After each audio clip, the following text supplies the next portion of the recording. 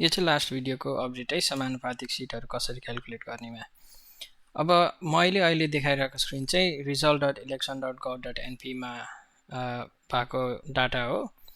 अब कुन पार्टीले कति भोट ल्यायो अनि यो जम्मा टोटल कति आयो भनेर पनि यही स्क्रिनमा देख्न सकिन्छ हैन। अब नेपालको सन्दर्भमा चाहिँ नेपालले सेन्ट लघु मेथड युज गर्नु रहेछ सिटहरू क्याल्कुलेट गर्न, त्यो पनि अलिकति मोडिफाई गरेको। अब त्यो भनेको के हो यहाँ हेरौँ है। अब फर्स्टमा टोटल सिट कति छ मैले हालेको छु यहाँ 3% अफ टोटल क्याल्कुलेट गर्ने रहेछ हैन। 3% अफ टोटल 63,958 भयो। अब यो भन्दा मुनि ल्याउने पार्टीलाई चाहिँ कन्सिडरै गरिदैन हैन त्यो सिटमा। अब यसमा कुन कुन छ भन्दा श्रम संस्कृति पार्टी यताउता यिनीहरू यहाँदेखि सबैको 63,000 कटेको छ हैन। यो भन्दा माथि राप्रपा हो। अब यति चाहिँ उसमा कन्सिडरै हुँदैन, टोटल मध्ये यतिको चाहिँ निस्क्यो।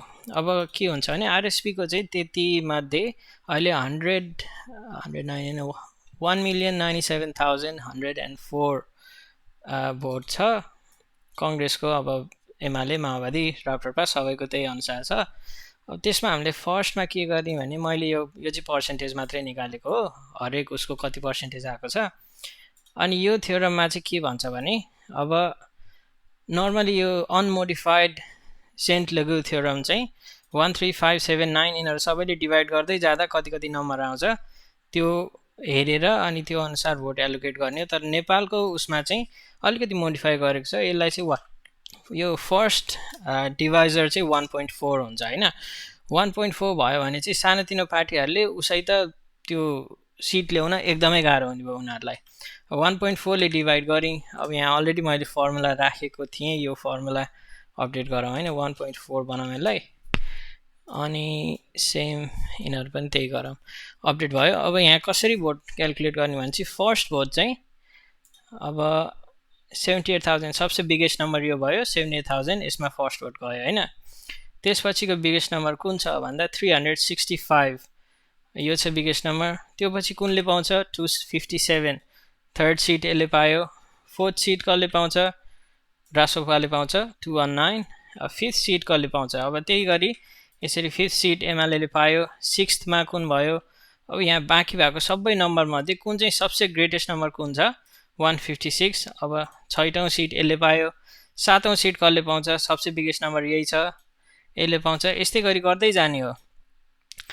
यतापट्टि 1.4 फर्स्टको चाहिँ डिभाइजर नेपालको लागि चाहिँ 1.4 छ।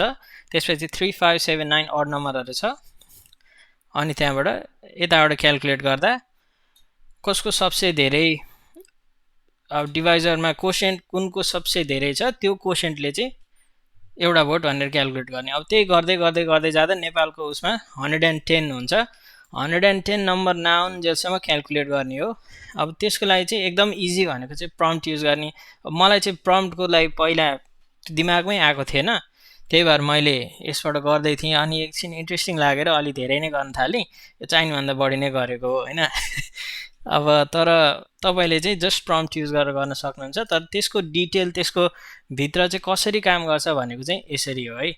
अब अर्कै क्वेसनहरू छ भने प्लिज कमेन्टमा हालिदिनु होला।